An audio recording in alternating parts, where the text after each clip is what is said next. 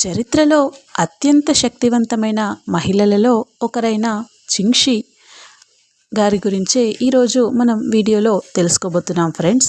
ఈ వీడియోని చివరి వరకు చూడండి. వీలైతే లైక్ చేయండి, కుదిరితే సబ్స్క్రైబ్ చేయండి. చింగ్షీ ఒక వేశ్య నుండి ప్రపంచాన్ని వణికించిన దొంగల రాణిగా మారింది. ఆమె 80,000 మంది దొంగలు, 500 యుద్ధ నౌకల సైన్యాన్ని నడిపించింది. చైనా, బ్రిటిష్ మరియు పోర్చుగీస్ నౌకాదళాలను ఓడించింది. ఆమె జీవితం ధైర్యం, తెలివి మరియు క్రూరత్వంతో నిండి ఉండేదట. ఈ వీడియోలో ఆమె ప్రారంభ జీవితం నుంచి దొంగల సైన్యానికి రాణిగా మారడం, యుద్ధ విజయాలు మరియు చరిత్రలో ఆమె స్థానం గురించి వివరంగా తెలుసుకుందాం ఫ్రెండ్స్. వీడియోని చివరి వరకు చూడండి.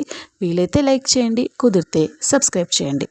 చింగ్షీ 1775లో చైనాలోని గ్వాంగ్డాంగ్ ప్రాంతంలో ఒక పేద కుటుంబంలో జన్మించారు. ఆమె తొలి జీవితం కష్టాలతో నిండి ఉండేదట. కొన్ని ఆధారాల ప్రకారం ఆమె ఒక వేశ్యగా కూడా పనిచేసిందట.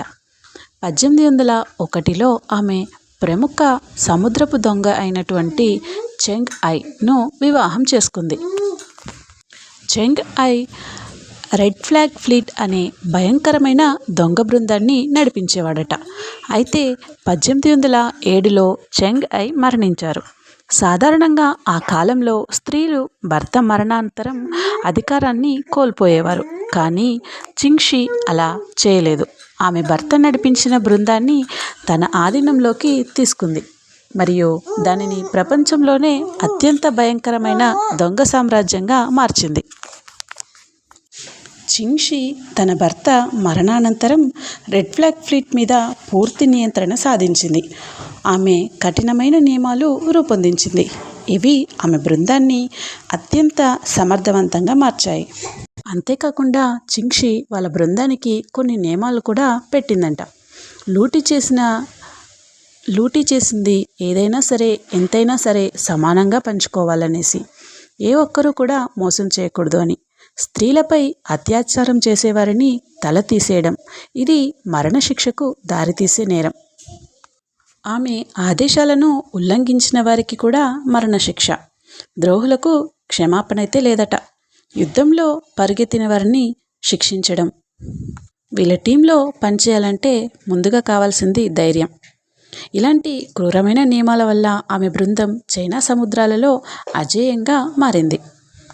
చింగ్షీ యొక్క బలమైన నౌకాదళం చైనా, పోర్చుగీస్, బ్రిటిష్ మరియు డచ్ వాణిజ్య నౌకలను దోచుకుంది.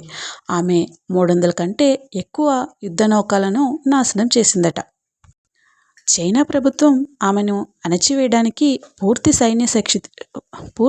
సైన్య శక్తితో దాడి చేసిందట. కానీ చింగ్షీ వారిని ఓడించింది.